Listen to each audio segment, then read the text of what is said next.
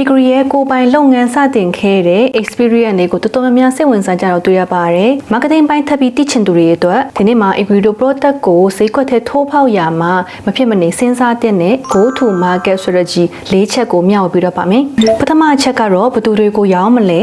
marketing ဘိုင်းမှာ basic ဖြစ်ပြီးအရေးကြီးတဲ့ point တစ်ခုကတော့တိကျတဲ့ target customer သတ်မှတ်ရမှာဖြစ်ပါတယ်။ Agree ရဲ့ product တွေကိုအဓိကသုံးမဲ့ customer အုပ်စုတွေကတော့အသက်16ကနေ38အမျိုးသမီးတွေအဓိကဖြစ်ပြီးအလှပပစ္စည်းတွေစိတ်ဝင်စားသူတွေပြင်းပြဝင်ငွေရှိသူတွေပဲဖြစ်ပါတယ်။တိကျတဲ့ target group ရှိထားရင် marketing message ပေးရလွယ်မယ်။ content တွေထဲမှာ target audience တွေရဲ့ pain point ကိုဖော်ပြရလွယ်မယ်။ကြော်ညာစရိတ်လည်းအလဟတ်တမဖြစ်သွားစေဘူးပေါ့နော်။ဒုတိယချက်ကတော့ဘာကြောင့်ဝယ်သင့်လဲ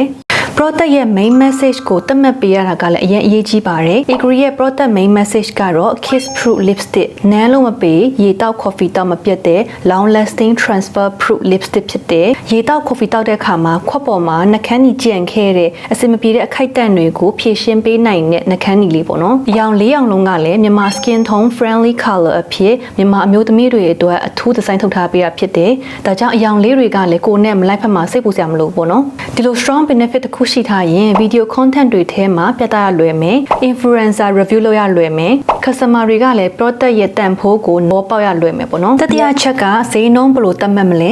တချောင်းကို3800 bundle 4ရောင်ကို3,000ဒါနဲ့တချောင်းချင်းစီဝယ်ယူတာထက် bundle offer က customer တွေအများဆုံးလိုချင်စေတဲ့ strategy ဖြစ်သွားပါတယ်ဒီချက်က average order value ကိုမြင့်တင်ပေးတယ်ဈေးကွက်ထိုးဖောက်မှုကိုလည်းမြင့်သွားစေတယ်ပေါ့နော်နောက်ဆုံးအချက်ကတော့ဘယ်လိုလူသိများအောင်လုပ်မလဲခုလို digital ခေတ်မှာ social media strategy က